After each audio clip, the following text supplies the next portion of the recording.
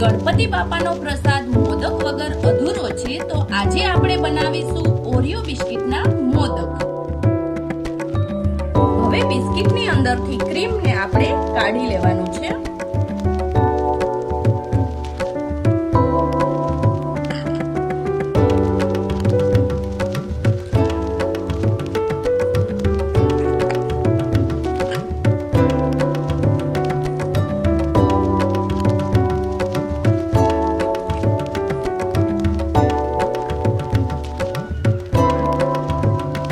બિસ્કિટમાંથી ક્રીમને આપણે કાઢી લીધું છે. ત્યારબાદ ક્રીમની અંદર આપણે 2 સ્પૂન ટોપરાનું ખમણ એડ કરવાનું છે.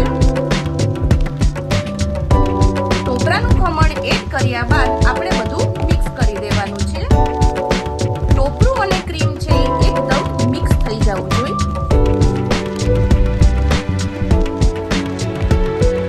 ખમણ અને ક્રીમ બંને મિક્સ થઈ ગયા છે.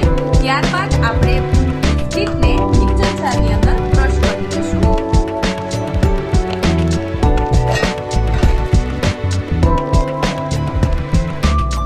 બિસ્કિટ આપણા ક્રશ થઈ ગયા છે. ત્યારબાદ આપણે એને એક બાઉલની અંદર કાઢી લઈશું.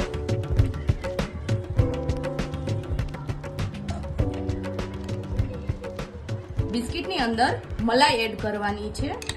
મલાઈ એડ કરીને આપણે ડો રેડી કરવાનો છે.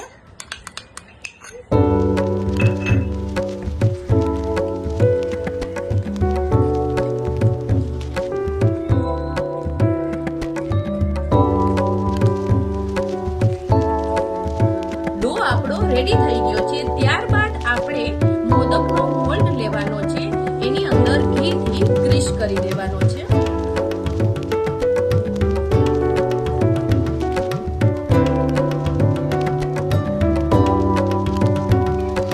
મોદક માટે બનાવેલા ડોને આપણે અંદર સેટ કરી દેશું.